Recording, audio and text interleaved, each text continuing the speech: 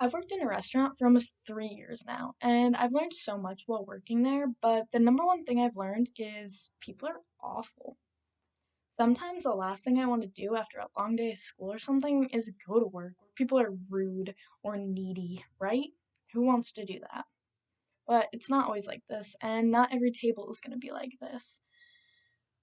I put together 3 tips with my research and my own experience on how to help you survive working in a restaurant and avoid this stuff altogether. My first tip is don't be the weakest link. What this means is in my restaurant and so many other restaurants, you pool tips. If you don't know what pooling tips is you don't keep your own tips at the end of the night. You put all of the tips together from everybody, and a percent goes to the bartender, a percent goes to the bussers, and whatever's left is added up and divided amongst the servers.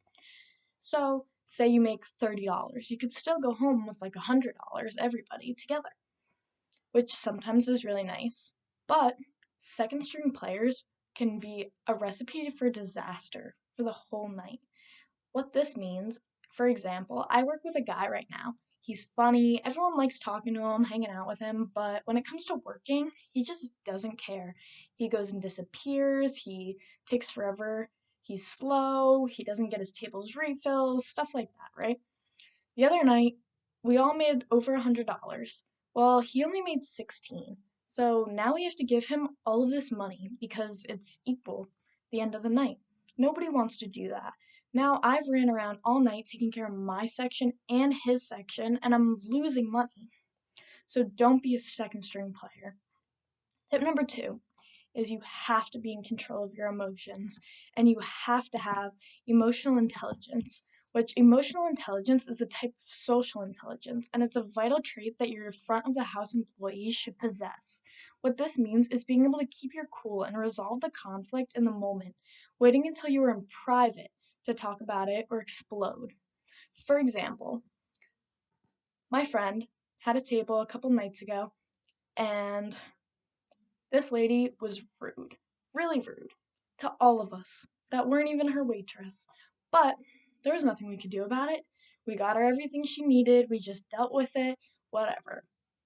But another thing that you do have to remember is you're a person. If that goes too far, there is a line and you can stick up for yourself. Same thing with this lady. It was fine, she was rude, whatever. We kept our cool, we were all fine, got her everything she needed.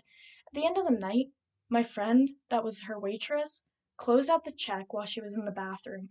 She walked up to the hostess stand to give her the check, and then went to the bathroom. Once she was done in the bathroom, instead of grabbing her check from the waitress, she walked back to her table. So then, her waitress brings the check back to the table, and somehow they beat her back up to the front. They look at me and they're like, "Can you go get our waitress?" And I was like, "Oh, I think she just brought the check to your table." And they were like, "Well, now she can bring it back." And I was like, okay. So I go and I get her, and as soon as I get her, come up to the front and they start calling her names, asking if it's her first night, just being plain rude. Where finally I look at this lady and I go, "Do you see that there's only 2 of us and this entire restaurant is filled?" We weren't rude, we weren't disrespectful to her, but at some point, there is a line and you can't cross it and you have to stand up for yourself. Tip number 3 is definitely one of the better tips. It's that you have to focus on the good and not the bad. Although I've tried to make this whole speech funny and a lot about cons and how to handle them, there's also some great things about working in a restaurant, and I wouldn't want to work anywhere else. You learn so many skills working in a restaurant. For example, multitasking. Restaurants are often busy, so multitasking is essential in order to meet customers' needs. Next, communication, which is effective communication is an essential to any workplace and is especially necessary in a restaurant environment. Lastly, adaptability.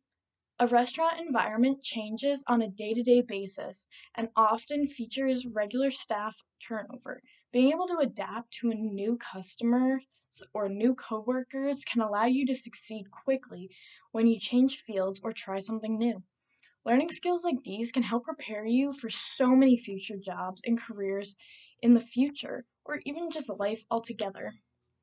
At this point, you've probably realized that this job is not for everyone. So, what kind of person does it take to work in a restaurant?